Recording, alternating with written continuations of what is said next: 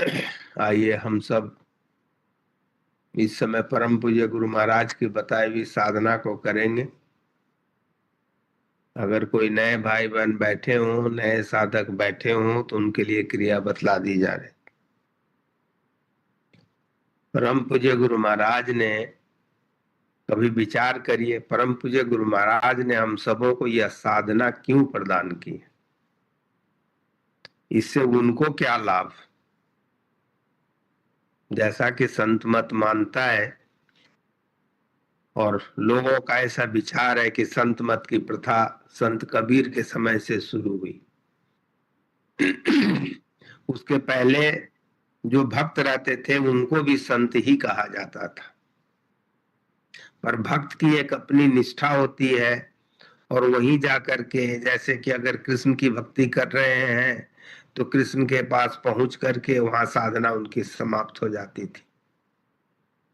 पर संत मत की साधना ऐसी है, जैसे परम पूज्य छोटे भैया ने अपने प्रवचन के द्वारा पहले भी बतलाया है, कि आगे बढ़ते जाओ, इसका अंत नहीं है। और इसी को एक कहानी के द्वारा आप सबने सुना भी होगा। जब भगवान शंकर ने भगवान विष्णु और भगवान ब्रह्मा को कहा कि एक तरफ तुम अंत देख करके आओ और दूसरी तरफ उनको कहा कि अंत देख करके आओ, और दोनों में से कोई भी अंत तक नहीं पहुंच सका, अंत को देख के नहीं आ सका। संत मत ने इस बात को समझा और इस बात को समझा कि अंत है ही नहीं, और अंत अगर आप देखने की कोशिश करेंगे तो अंत तक पहुंचते पहुंचते आप खुद समाप्त हो जाएंगे, यानी कि आपका अस्तित्व समाप्त हो जाएगा। और उसी को परम पूज्य पंडित जी ने क्या कहा कि गुरु से मिलना और गुरु में मिलना अलग बात है। जब आप गुरु में मिल गए तो आपका अस्तित्व समाप्त हो गया, आपका अलग से कोई अस्तित्व नहीं रह गया।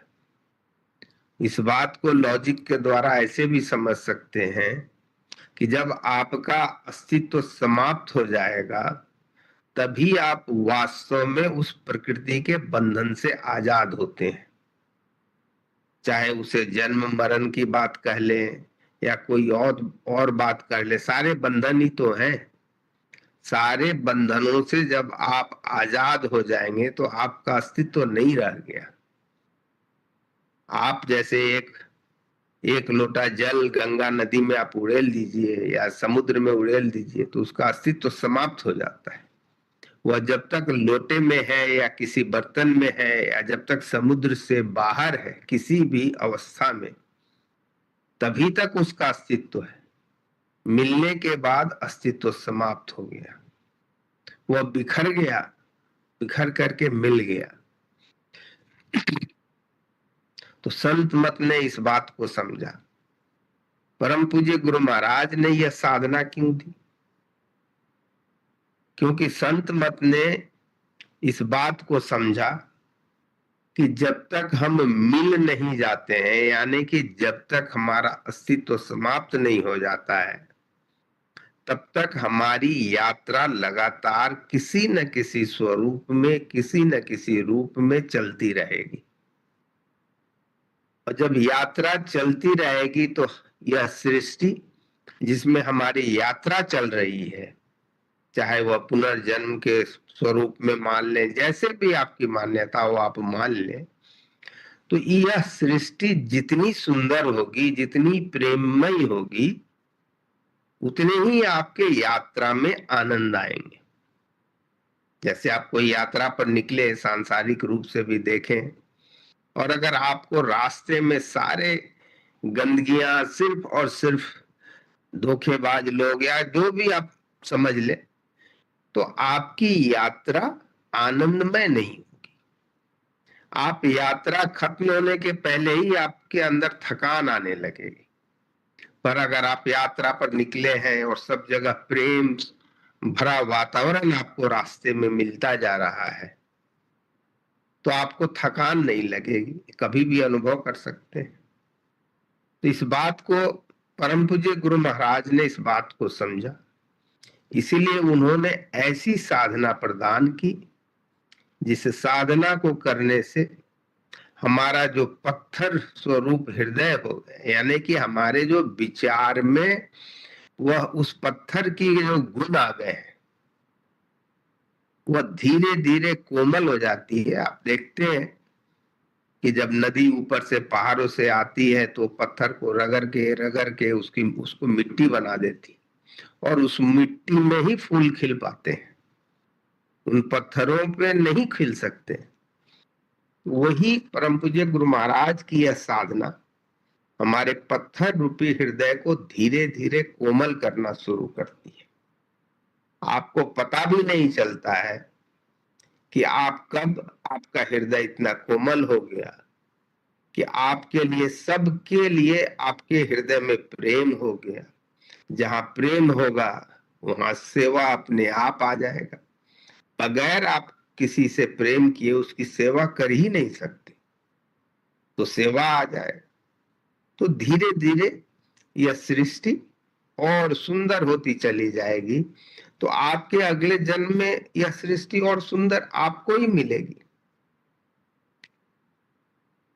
तो यह साधना हमारे विचार को बदलती है।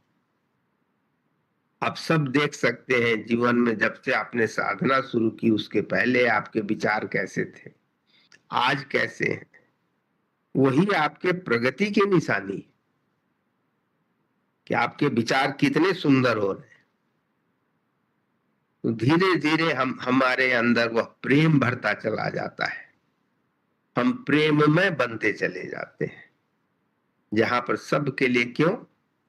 क्योंकि सृष्टि में दो ही तो चीज है, या तो जड़ है या चेतन है, और उसी चेतन के हम अंश हैं। तो जितने हम वह निर्मल हो जाएंगे, पवित्र हो जाएंगे, उतने ही हमारा जर्नी आसान होता चला जाएगा, उतने ही हमारी वह मिलने वाली जो बात है, जहां पर मिल जाना है गुरु में, वह उतना ही आसान हो जाएगा, उतना ही संभव दिखने लगेगा। और धीरे धीरे सब बदलता चला जाता है। तब हम समझ जाते हैं कि यह शरीर हम शरीर नहीं है। अभी बातों से समझना अलग बात है और अनुभव कर लेना अलग बात है कि हम यह शरीर नहीं है। और अगर हम यह शरीर नहीं है तो शरीर से जुड़ी हुई जितनी भी बातें हैं वो हमारी है नहीं, वह टेम्पररी है।